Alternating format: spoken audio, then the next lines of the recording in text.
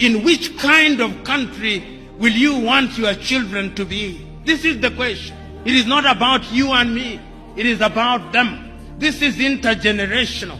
After we have elected them, you will then see them sending their arrows ahead.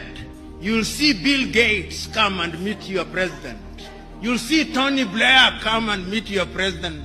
You will see Macron come and meet your president. You will see all of them. And then they will never admit, but they'll be told, if you want money in agriculture, behave this way. If you want money in this area, behave this way. They will never tell that to the Chinese.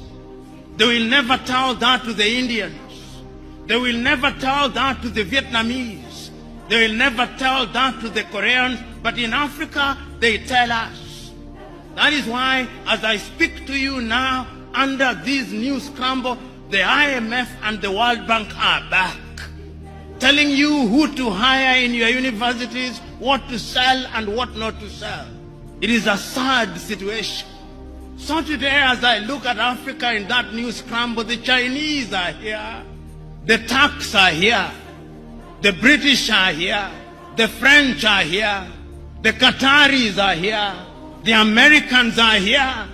This time round, they are so subtle that we don't even recognize them, but they control us. What are we going to do about it?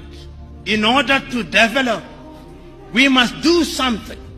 It has also been demonstrated that it can be done. I've traveled across this continent and I've seen that development is possible. You go to Rwanda now. They are demonstrating that it can be done. Go to Kigali now. See what they are doing in the health sector in their own small way. See how they are collaborating in the area of mobile telephony in their own small way. It can be done. I've been to Botswana and I've seen what they are doing in their own small way. I've been to Mauritius, see what they are doing in their own small way. And they do not have the resources that other countries have. And I'm giving this example to say that indeed it can be done, and it can be done within the continent of Africa. So what we must do is to begin to pull together. We have 55 telephone access codes. Nigeria 234, Ghana 233, Kenya 254, Tanzania 255, Uganda 256, Zambia 260, Zimbabwe 263. How can we, in this day and age, you cross into Benin, you cross into Togo, you cross into Guinea-Bissau, you have a different internet connectivity. Why can't Africa have a single satellite and a single telephone code, so that when I travel from Mogadishu in Somalia to Dhaka in Senegal, like the Chinese do, like the Americans do, like the Indians do, we can have the same, because communication is critical to development. And I'm saying this, part of my agenda is to prick your conscience with live examples, that you may go out there irritated, but irritated to do the right thing. And I'm suggesting that indeed, when we talk about development, this is what we must do. Is Africa conscious of her state? Yes, Africa is conscious. This is what makes me happy.